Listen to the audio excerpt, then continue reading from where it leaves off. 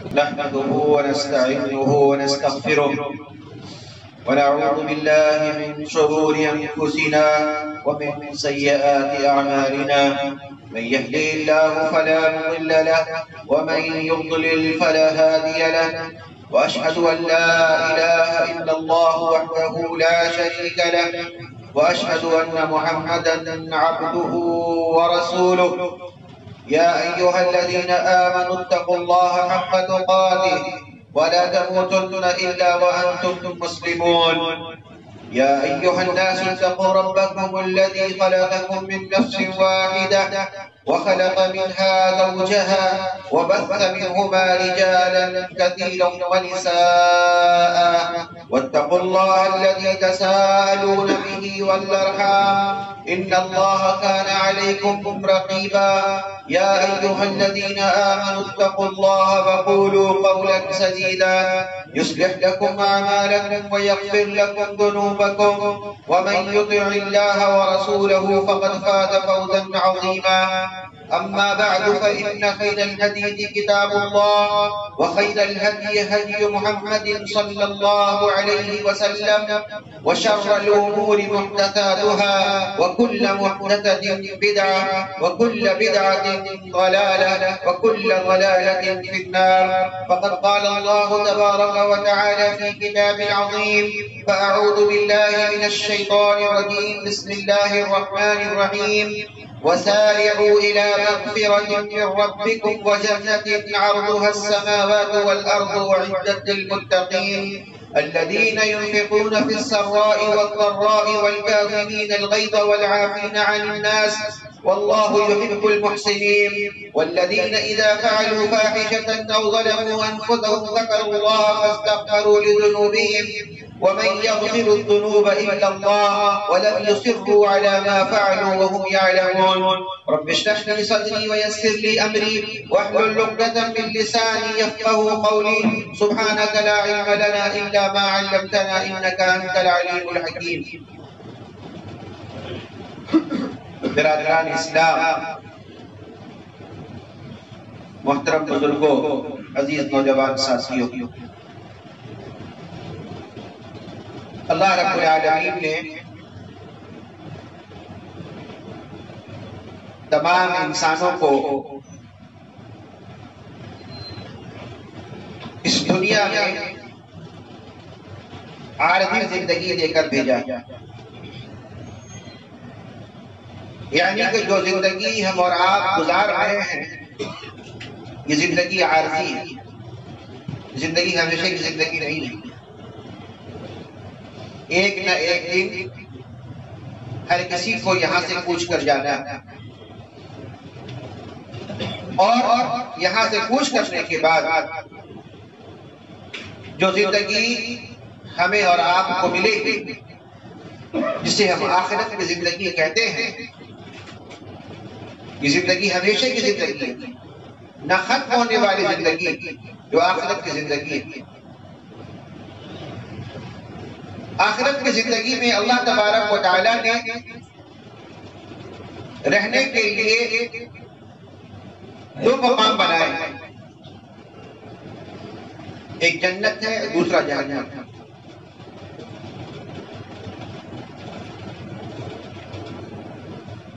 جو لوگ اللہ رب العالمین پر ایمان رکھتے ہیں یا جو مومن ہیں، جو مسلمان ہیں،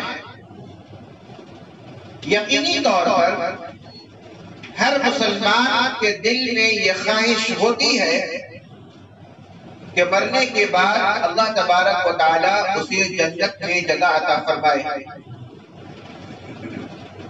ہر مسلمان یہ خواہش رکھتا ہے، جو بھی جنت و جہنم پر ایمان رکھنے والا ہے اس کی یہ خواہش ہوتی ہے کہ مرنے کے بعد اللہ تبارک و تعالیٰ اسے جنت میں داخلہ کر دے۔ لیکن حقیقت یہ ہے کہ جنت صرف خواہشوں سے نہیں ملنے والی۔ انسان صرف خواہش کر لے، تمنا کر لے، آرزو کر لے کہ اللہ تعالیٰ اسے جنت میں جگہ دے دے، تو صرف خواہشوں سے جنت نہیں ملنے والی، بلکہ جنت کے حصول کے لیے اللہ رب العالمین نے کچھ اعمال بتائے ہیں جس پر عمل کرنے کے بعد ہی انسان کو اخروی زندگی میں اللہ تبارک و تعالی اسے جنت عطا فرمائے. اگر وہ شخص اس زندگی میں ان اعمال کو انجام نہیں دیتا ہے جس کی وجہ سے اللہ تبارک و تعالیٰ اسے جنت میں داخلہ کرے گا، تو وہ صرف خواہش کر رہا ہے. خطبہ مسنونہ کے بعد قرآن کریم کی چند آیات کی میں نے تلاوت کی ہے، جس میں اللہ رب العالمین نے اس جنت کی طرف دوڑنے کے لیے ہمیں اور آپ کو حکم دیا ہے. دوڑنے کے لیے، بھاگنے کے لیے اللہ رب العالمین نے ہمیں اور آپ کو اس کا حکم دیا. چنانچہ اللہ تبارک و تعالی سورہ آل عمران میں ارشاد فرماتا ہے وَسَارِعُوا إِلَىٰ مَغْفِرَةٍ مِّن رَّبِّكُمْ وَجَنَّةٍ، دوڑو اپنے رب کی مغفرت اور اس کی جنت کی جانب دوڑ لگاؤ، آگے بڑھنے کی کوشش کرو. دوسری جگہ اللہ نے فرمایا سابقوا الی مغفرۃ من ربکم، کہ سبقت کرو، ایک دوسرے سے آگے بڑھنے کی کوشش کرو. اس کے لیے الی مغفرۃ من ربکم وجنہ، اپنے رب کی مغفرت اور اس کی جنت کی جانب اللہ تبارک و تعالی نے ہمیں اور آپ کو دوڑ لگانے کا حکم دیا. وَسَارِعُوا إِلَىٰ مَغْفِرَةٍ مِّن رَّبِّكُمْ وَجَنَّةٍ، دوڑو اپنے رب کی جانب، اپنے رب کی مغفرت کی جانب اور اس کی جنت کی جانب. اور وہ جنت کیسی ہے؟ اللہ تبارک و تعالی نے فرمایا وَجَنَّةٍ عَرْضُهَا السَّمَاوَاتُ وَالْأَرْضُ، اللہ رب العالمین نے فرمایا وہ جنت جس کی چوڑائی زمین اور آسمان کے برابر ہے. اللہ اکبر. اس دنیا میں اگر کسی کے اچھے کام سے خوش ہو کر، کسی کی محنت سے خوش ہو کر اگر کوئی اس دنیا میں کسی کو 500 اسکوائر فٹ کا کوئی گھر دے دے، انسان بہت خوش ہوتا ہے کہ ہمیں انعام کے طور پر 500 فٹ کی ایک روم، ایک فلیٹ کے لیے مجھے. اللہ تبارک و تعالی وہ رب، وہ مالک جو ہمیں جنت دینے کا وعدہ کرتا ہے. اور وہ جنت کیسی ہے؟ اللہ نے فرمایا عرضها السماوات والارض، وہ جنت جس کی چوڑائی اللہ رب العالمین نے زمین اور آسمان کے برابر بنائی ہے. اندازہ لگائیے اس کی وسعت کا کیا کہنا، اس جنت کی وسعت کا کیا کہنا، اس کی لمبائی اور چوڑائی کا کیا کہنا. اور وہ جنت کس کے لیے اللہ رب العالمین نے بنائی؟ کون ہے اس جنت کا مالک؟ اس جنت میں رہنے والا کون ہے؟ اس جنت کا مقیم کون بنے گا؟ اللہ تبارک و تعالی نے فرمایا اعدت للمتقین، ہم نے اس جنت کو متقیوں کے لیے بنایا ہے، تقوی شعار لوگوں کے لیے بنایا ہے، متقیوں کے لیے اللہ رب العالمین نے جنت کو بنائی. اب سوال یہ پیدا ہوتا ہے کہ متقین ہے کون؟ ہم میں کہ ہر شخص اپنے آپ کو تقوی والا کہلا سکتا ہے، متقی کہلا سکتا ہے، لیکن اللہ رب العالمین نے متقین کے کیا صفات بیان فرمائے اس کو بھی جاننا ضروری ہے.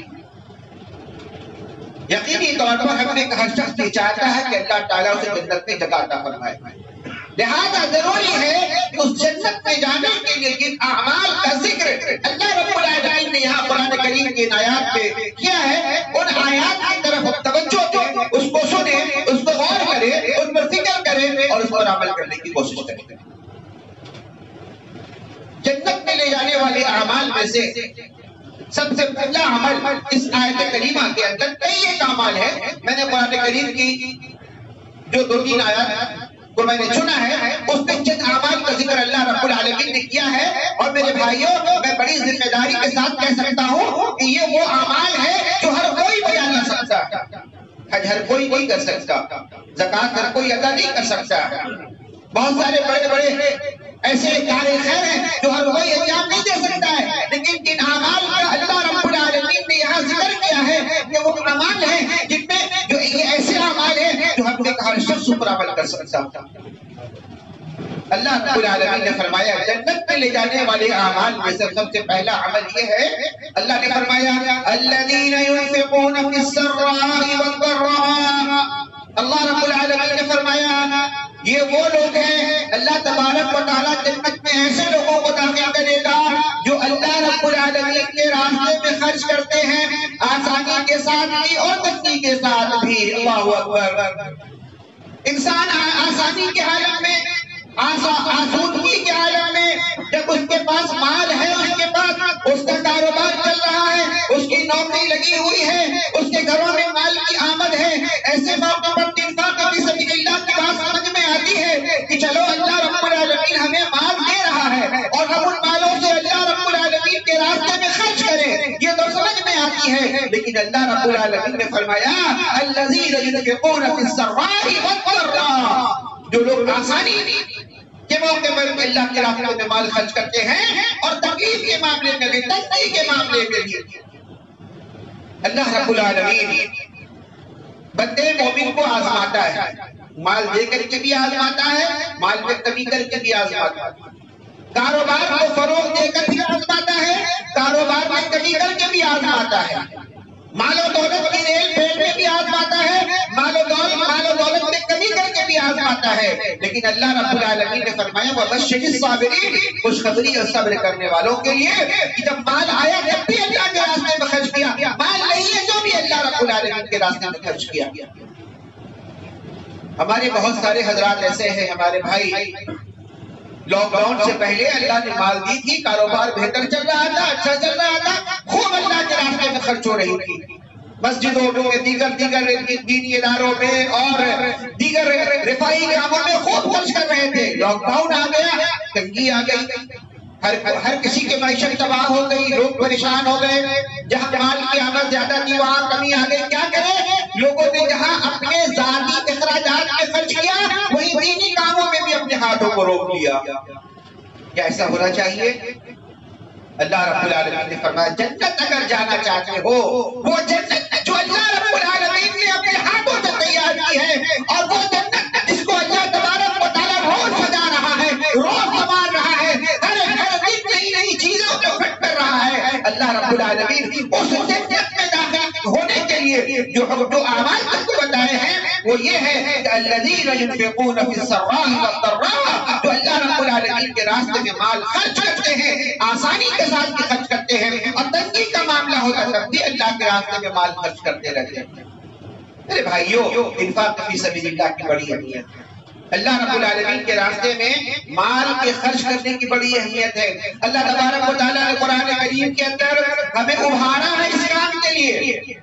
اللہ نے فرمایا مثل الذین ينفقون اموالهم فی سبیل اللہ کمثل حبہ، اللہ نے فرمایا کہ ان لوگوں کی مثال جو اللہ رب العالمین کے راستے میں مال خرچ کرتے ہیں، کمثل حبہ، وہ ایسا ہے جیسا کہ ایک دانہ لگاتے ہیں، کمثل حبہ انبتت سبع سنابل، اور اس دانے سے 7 بالیاں نکلتی ہیں، فی کل سنبلۃ مئۃ حبہ، اور ہر بالیوں سے 100 دانے نکلا کرتے ہیں، 7 اس کو 100 اس کے بعد جوڑیے تو 700 ہوتا ہے، یعنی کہ اللہ رب العالمین کے راستے میں 1 روپیہ اگر کوئی لگاتا ہے تو اللہ تعالیٰ اس کو 700 گنا زیادہ دیتا ہے۔ یہ تو ایک مثال ہے۔ اس کے بعد اللہ رب العالمین نے فرمایا واللہ یضاعف لمن یشاء، اللہ جسے چاہتا اور بہت زیادہ عطا فرماتا ہے۔ اللہ نے مثال بیان فرمائی، لیکن افسوس کی بات یہ ہے کہ ہم اہل توحید ہونے کا دعویٰ کرتے ہیں، اللہ رب العالمین پر ایمان رکھنے کا دعویٰ کرتے ہیں، اللہ رب العالمین پر ہمارا ایمان ہے، بہت زبردست ایمان ہے، اور اگر اللہ رب العالمین پر ایمان کے برخلاف کوئی بات ہمارے سامنے آتی ہے تو ہم لڑنے جھگڑنے مرنے کو تیار ہو جاتے ہیں۔ لیکن میرے بھائیوں، اللہ رب العالمین پر کیسا ایمان ہے ہمارا کہ ایک طرف اللہ تبارک و تعالیٰ ہمیں اللہ رب العالمین کے راستے میں مال خرچ کرنے کا حکم دے رہا ہے اور اس کے لیے بشارتیں دے رہا ہے، خوشخبری سنا رہا ہے اور وعدے کر رہا ہے، لیکن ہمارا ایمان اللہ کے وعدے پر نہیں ہے۔ اگر ہمارا ایمان اللہ کے وعدے پر ہوتا تو ہم اللہ کے راستے میں مال کو لگا دیتے۔ ایک بینک آپ کے محلے میں کوئی ہو، اگر باہر میں ایک بورڈ لگا دے کہ آج اگر کوئی میرے پاس اتنا اماؤنٹ لا کر کے دے گا تو ایک مہینے کے بعد ہم اس کو 50% زیادہ دیں گے، اسے وہ مال بڑھا کر کے دیں گے، میرے بھائیوں پورا محلہ دوڑ کر کے چلا جائے گا اپنا مال وہاں جمع کرنے کے لیے۔ لیکن اللہ رب العالمین جو اپنے وعدے کا سچا ہے، جو اپنے وعدے کا پکا ہے، وہ اللہ اپنی کتاب میں اعلان کر رہا ہے، وہ اللہ اپنی کتاب میں وعدے کر رہا ہے، لیکن ہمارا کہاں ایمان اللہ رب العالمین پر ہے کہ ہم اللہ کے وعدے پر لبیک کہتے ہوئے اپنے مال کو اللہ رب العالمین کے راستے میں لگائیں۔ اللہ رب العالمین نے فرمایا اگر جنت حاصل کرنا چاہتے ہو تو کیا کرنا ہوگا؟ اللہ نے فرمایا الذین ينفقون فی السراء والضراء، وہ لوگ ہیں جنت میں جانے والے جو آسانیوں کے دور میں بھی اللہ رب العالمین کے راستے میں اپنے مال کو خرچ کرتے ہیں، اور تنگی کے ادوار میں بھی، تنگی کے زمانوں میں بھی اپنے مال کو اللہ رب العالمین کے راستے میں خرچ کرنے سے نہیں روکتے۔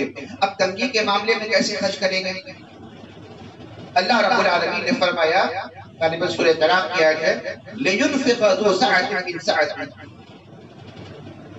جو وسعت والے ہیں اپنی وسعت کے مطابق اپنا مال خرچ کرے۔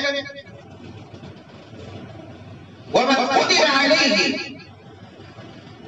رِزْقُهُ فَلْيُنْفِقْ، اللہ رب العالمین نے فرمایا کہ جن کے پاس مال میں تنگی ہے وہ اپنی قدرت کے مطابق جو کچھ اللہ رب العالمین نے مال دیا ہے اس میں سے وہ اللہ رب العالمین کے راستے میں خرچ کرے۔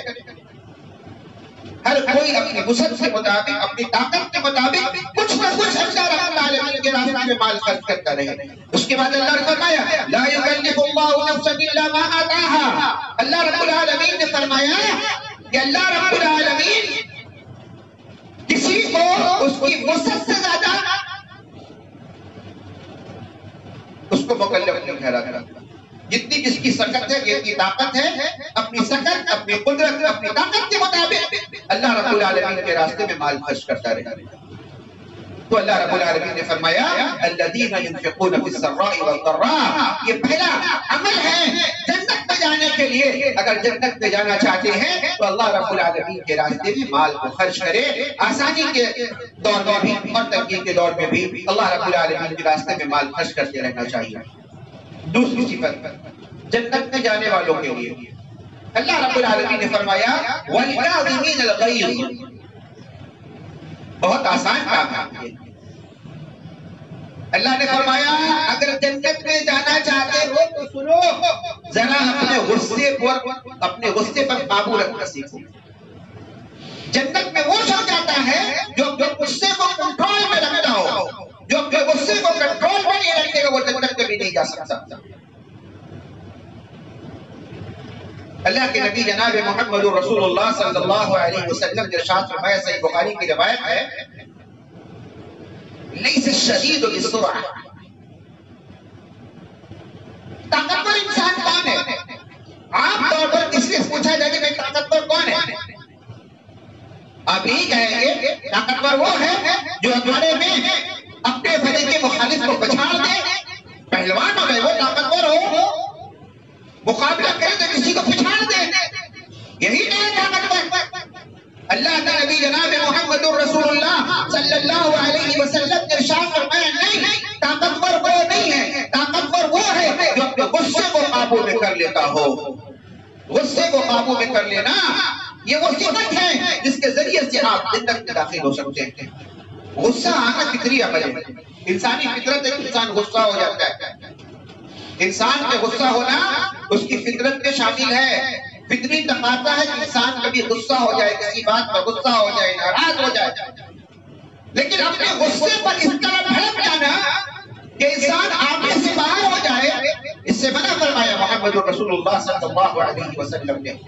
صحیح بخاری یہ روایت ہے، اللہ کے نبی صلی اللہ علیہ وسلم کے پاس ایک شخص آیا اور کہا اوصینی، اے اللہ کے رسول مجھے وصیت کر دیجیے، مجھے کچھ وصیت کیجیے، کچھ نصیحت کیجیے۔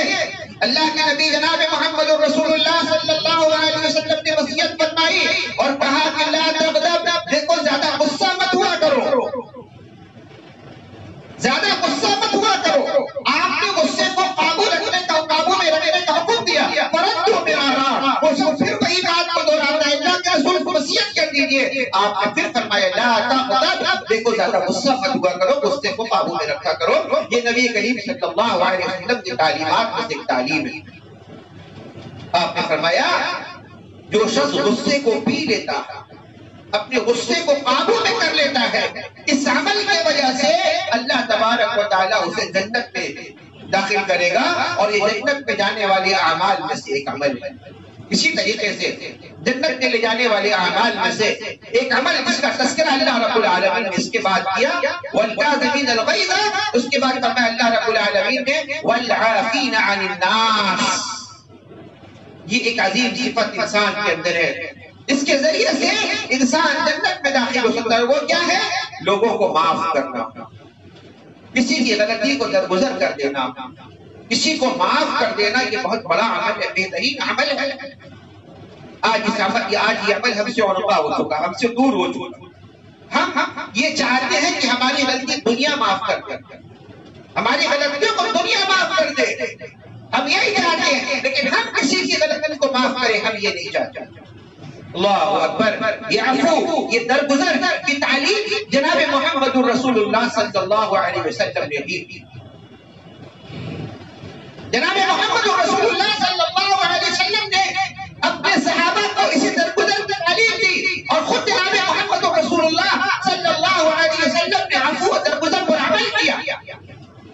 آپ اندازہ لگائیے، واقعہ یاد کیجیے جب یہ عہد کا موقع ہے. نبی کریم جناب محمد رسول اللہ صلی اللہ علیہ وسلم نے جنگ شروع ہونے سے پہلے صحابہ کرام کو میدان میں ترتیب دی، جمع کیا اور صف میں لگایا، اور جہاں جہاں کی ضرورت تھی وہاں لوگوں کو لگایا، اور 15 صحابہ کو اللہ کے رسول صلی اللہ علیہ وسلم نے ایک گھاٹی کے پاس جمع کیا اور کہا کہ تم حالات جنگ کے کیسے بھی ہو تم لوگ اس جگہ سے محنت کر کے جانا. صحابہ کرام کی تعداد کو وہاں متعین کیا. محمد رسول اللہ صلی اللہ علیہ وسلم نے کہا جنگ کی حالات جو بھی ہو، جنگ کا نقشہ جیسا بھی ہو، لیکن تم لوگوں کے لیے میں یہ حکم دے رہا ہوں اس جگہ کو چھوڑ کر یہاں سے مت ہٹنا. جنگ کی شروعات ہو چکی اور جب جیتی جا چکی، مسلمان کامیاب ہو گئے جنگ عہد میں.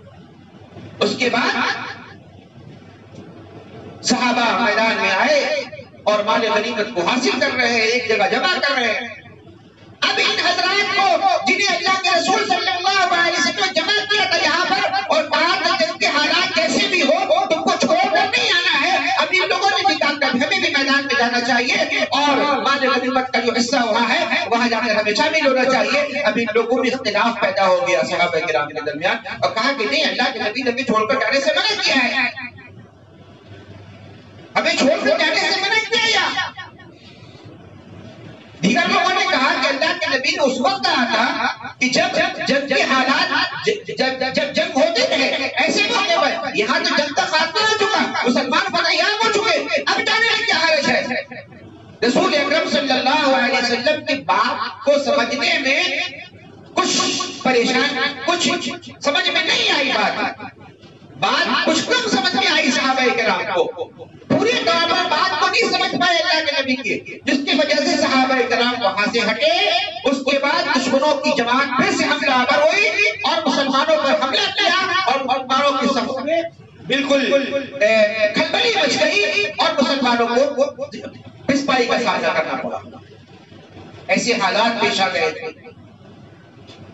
لیکن میرے بھائیو، کیا نبی کریم صلی اللہ علیہ وسلم نے ان صحابہ پر آپ نے ناراضگی ظاہر کی، اس پر غصہ کیا، ان کو سزا دی؟ کیا کیا محمد رسول اللہ صلی اللہ علیہ وسلم نے؟ اٹھائے تاریخ کی کتابوں کو، اٹھائے نبی کریم صلی اللہ علیہ وسلم کی سیرت کو، اور آپ کو معلوم ہوگا کہ رسول اکرم صلی اللہ علیہ وسلم کی باتوں کو پوری طرح نہ سمجھنے کی بنا پر جو کچھ غلطی، جو کچھ اسے کوتاہی ہوئی تھی، ان پر اللہ کے رسول صلی اللہ علیہ وسلم نے کوئی تنبیہ نہیں کی، سزا نہیں دی، بلکہ آپ نے عام معافی کا اعلان کیا ان لوگوں کے لیے. یہ عفو درگزر کا معاملہ جناب محمد رسول اللہ صلی اللہ علیہ وسلم نے فرمایا. والعافین عن الناس، لوگوں کو معاف کرو. یہ تعلیم ہے، قرآن کی تعلیم ہے، یہ تعلیم میں محمد رسول اللہ کی تعلیم ہے. اس تعلیم کے ذریعے جس پر عمل کرنے کے بعد آپ جنت میں داخل ہو سکتے ہیں. والعافین عن الناس، لوگوں کو معاف کرو۔ اللہ اکبر۔ نبی کریم جناب محمد رسول اللہ صلی اللہ علیہ وسلم کی تعلیم کا یہ اثر اللہ کے رسول صلی اللہ علیہ وسلم کے صحابہ پر بھی ہوا۔ آپ اندازہ لگائے اس واقعہ پر، جب اماں عائشہ صدیقہ طاہرہ بنت صدیق رضی اللہ تعالی عنہا پر الزام لگایا گیا، دشمنوں کی جانب سے تہمت لگائی گئی، کافی معاملے ہوئے، کافی باتیں ہوئی، واقعہ ہم لوگوں کو معلوم ہوگا، واقعہ سنا ہوگا ہم لوگوں نے، اس پر تفصیل پہ جانے کی ضرورت نہیں ہے۔ لیکن جب معاملہ یہ ہوا کہ اللہ رب العالمین نے حضرت عائشہ رضی اللہ تعالی عنہا کی برات کا اعلان فرمایا، اور آپ نے پاکدامنی کا اعلان اللہ رب العالمین نے فرمایا، قرآن کریم نے وہی کو بھیج کر کے فرمایا کہ حضرت عائشہ پاکدامن ہے۔ جب آپ نے پاکدامنی کا اعلان کیا، اس کے بعد کیا معاملہ ہوا میرے بھائیوں؟ جب بات آگے بڑھی، بات سمجھ میں آئی اور کچھ راز کھلی، اس وقت پتہ چلا کہ حضرت عائشہ پر تہمت لگانے والوں میں ایک شخص وہ بھی شامل تھا جو جس کی کفالت حضرت ابوبکر صدیق رضی اللہ تعالی عنہ، یعنی حضرت عائشہ رضی اللہ تعالی عنہ کے بعد حضرت ابوبکر صدیق رضی اللہ تعالی عنہ جس شخص کی کفالت کرتے تھے، حضرت مصطح بن اساسہ رضی اللہ تعالی عنہ، یہ وہ شخص ہے جنہوں نے دشمنوں کی جانب سے لگانے والے تہمتوں میں شامل تھے۔ جب یہ بات خبر ملی، حضرت ابوبکر رضی اللہ تعالی عنہ کو کہ خیروں کو تو چھوڑو، یہ میرا اپنا بھی ہے جس کی کفالت میں کرتا ہوں، چیزوں کے بیٹھ جائیے، اس طریقے سے ہاتھ دے کر بیٹھنے والا، جس طریقے سے دوسرے الزام لگا رہے تھے، یہ میرا اپنا بھی، میرا سگا بھی، جس کی کفالت میں کرتا ہوں، جس کے کھانے پینے کی انتظام میں کرتا ہوں، وہ بھی میری بیٹی کے الزام لگانے والوں میں شامل تھا۔ حضرت ابوبکر رضی اللہ تعالی عنہ نے ارادہ کر لیا کہ آج کے بعد مصطح کی کفالت نہیں کروں گا، آج کے بعد مصطح کی دیکھ ریکھ نہیں کروں گا، میں اس کے کھانے پینے کی ذمہ داری آج سے میں نہیں لوں گا۔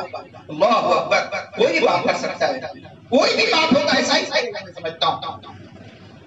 حضرت ابوبکر رضی اللہ تعالی عنہ نے جب یہ عہد کر لیا، اللہ اکبر، اللہ رب العالمین نے آسمان سے جبریل کو بھیجا، وحی نازل فرمائی، قرآن کریم کی آیت نازل ہوئی، اللہ رب العالمین نے فرمایا وَلَا يَأْتَلِ أُولُو الْفَضْلِ مِنْكُمْ وَالسَّعَةِ أَنْ يُؤْتُوا أُولِي الْقُرْبَى وَالْمُهَاجِرِينَ فِي سَبِيلِ اللَّهِ۔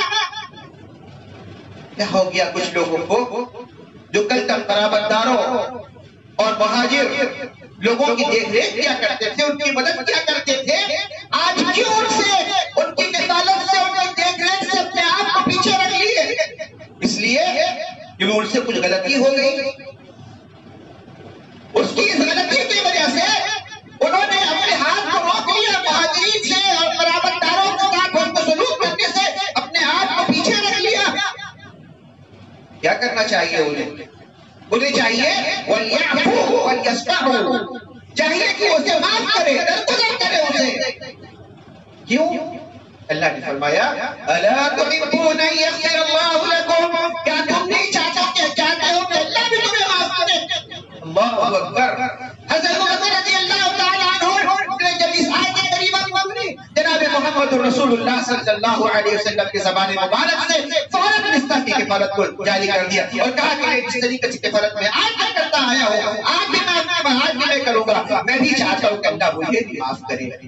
اللہ اکبر۔ یہ ہے والعافین عن الناس، لوگوں کو معاف کرنا، درگزر کرنا، یہ اتنی بڑی تعلیم ہے جس کے ذریعے سے انسان کو اللہ تبارک و تعالی جنت میں داخلہ عطا فرمائے گا۔ واللہ یحب المحسنین، اور اللہ تعالیٰ کا احسان کرنے والے کو پسند کرتا ہے۔ اس کے بعد ایک آیت ہے، اس کو میں پڑھوں، بات ختم کروں۔ اللہ رب العالمین نے فرمایا والذین اذا فعلوا فاحشة او ظلموا انفسهم ذکروا اللہ فاستغفروا لذنوبهم ومن یغفر الذنوب الا اللہ ولم یصروا علی ما فعلوا وهم یعلمون۔ اللہ رب العالمین نے فرمایا جنت میں جانے والے اعمال میں سے ایک عمل یہ بھی ہے، جو لوگ جنت میں جائیں گے وہ کون لوگ ہوں گے؟ والذین اذا فعلوا فاحشہ، وہ ایسے لوگ ہوں گے جب ان سے کوئی فحش کام ہو جاتا ہے، کوئی برائی ہو جاتی ہے، او ظلموا انفسهم، یا پھر وہ اپنے جان پر کوئی ظلم کر لیتے ہیں، کوئی گناہ کر لیتے، کوئی بڑا گناہ کر لیا اپنی جان پر، اللہ رب العالمین فرمائے ذکر اللہ، پھر اللہ رب العالمین کو یاد کرتے، اللہ رب العالمین کی رحمت کو یاد کرتے، اللہ رب العالمین نے جو سزا جس گناہ کے تعلق سے دی ہے وہ سزا اس کو یاد آ جاتا ہے اور وہ ذکر کرتا ہے اللہ اکبر، میں نے یہ گناہ کر لیا، اللہ نے اس گناہ کی سزا بیان فرمائی ہے، اور اللہ رب العالمین کا ذکر کرتا ہے، اللہ رب العالمین کی بشارت کو یاد کرتا ہے، اور اللہ رب العالمین نے جو عذاب کا جو حکم قرآن کریم میں اس گناہ کے لیے دیا ہے اس کو یاد کرتا ہے، اور اس کے بعد کیا کرتا ہے وَاسْتَغْفِرُوا لِذُنُوبِهِمْ، اپنے گناہوں کا استغفار کرتا اللہ رب العالمین سے، اے اللہ ہم سے غلطی ہو گئی، اے اللہ ہم سے خطا ہو گیا ہے، اے اللہ ہم سے جان بوجھ کر غلطی ہو گئی، اے اللہ ہم سے سہون ہو گیا ہے، اے اللہ ہم کو معاف فرما دے، فَاسْتَغْفِرُوا لِذُنُوبِهِمْ، اپنے گناہوں کا استغفار کرتا ہے۔ اللہ رب العالمین نے فرمایا وَمَن يَغْفِرُ الذُّنُوبَ إِلَّا اللَّهُ، کون ہے اللہ کے علاوہ جو لوگوں کے گناہوں کو معاف کرنے والا ہو؟ وَلَمْ يُصِرُّوا عَلَى مَا فَعَلُوا وَهُمْ يَعْلَمُونَ، اور وہ لوگ ایسے ہوتے ہیں کہ جان بوجھ کر اپنے گناہوں پر اصرار نہیں کرتے، اکڑتے نہیں ہیں، تکبر نہیں کرتے کہ نہیں ہم کو تو یہ کرنا ہے، ہم کو قیل اور قال کرنا، گناہ کرنے کے بعد اور گناہ کرنے کے بعد اس میں تعبیریں نکالنا، قیل اور قال کرنا، یہ انسانی فطرت ہے، شیطانی فطرت ہے۔ انسانی فطرت یہ ہے کہ میرے باپ سے غلطی ہوئی، ابا آدم سے غلطی ہوئی، انہوں نے کہا ربنا ظلمنا انفسنا وَإِن لَمْ تَغْفِرْ لَنَا وَتَرْحَمْنَا لَنَكُونَنَّ مِنَ الْخَاسِرِينَ، یہ بابا آدم کی فطرت ہے، یہی فطرت ہمارے اندر ہونی چاہیے، غلطی ہو تو اللہ سے اپنے گناہوں کا اصرار کر، اپنے گناہوں پر نادم ہو، استغفار کرے، توبہ کرے، اور اللہ سے اپنے گناہوں کی مغفرت کی دعا کرے۔ صلی اللہ علیہ نبینا محمد وعلی آلہ واصحابہ وبارک وسلم۔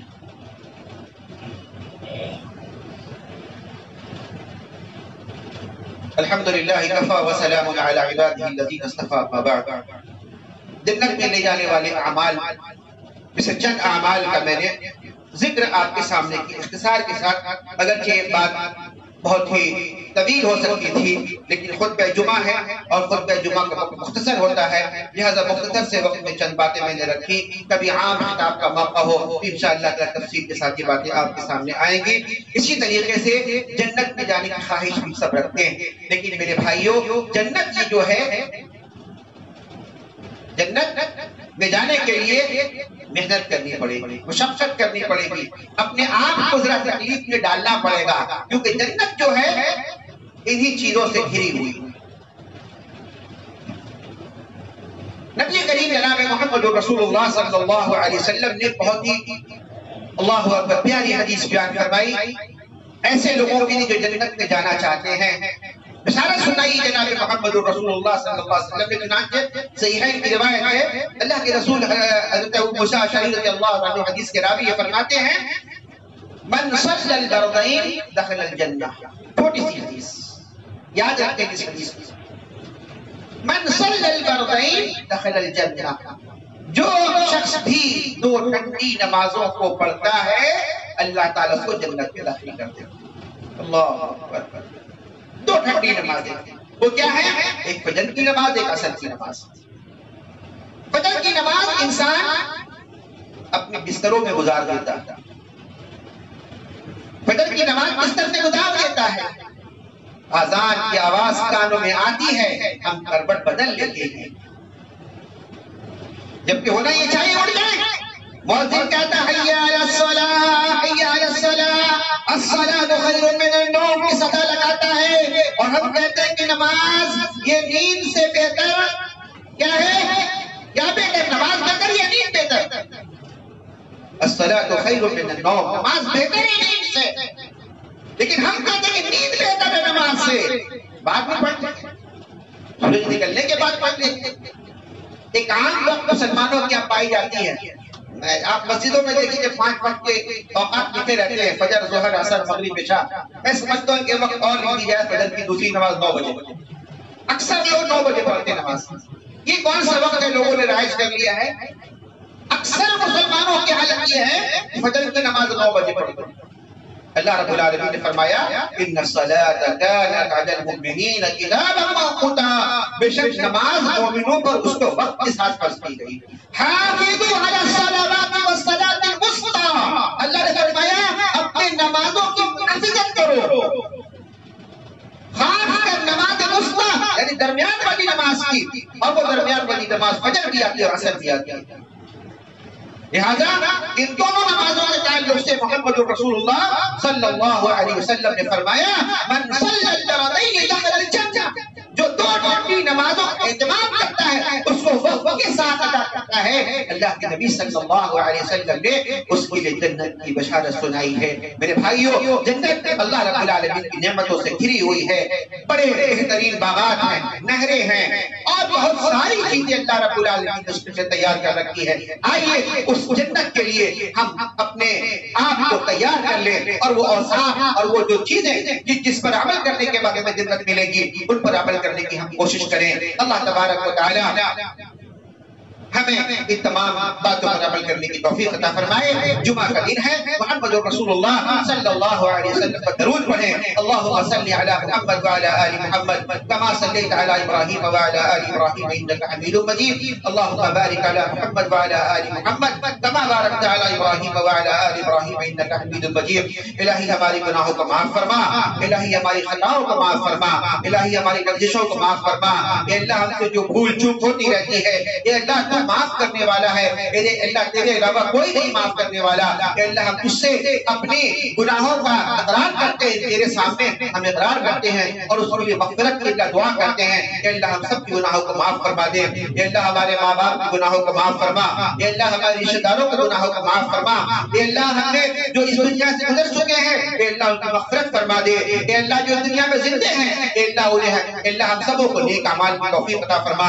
الہی ہم جو بیمار ہیں انہیں شفا عطا فرما، الہی ہم جو پریشان حال ہے ان کی پریشانیوں کو دور فرما، الہی ہم جو مقروض ہے اللہ کے قرض ادا کرنے کی سوجابی فراہم فرما۔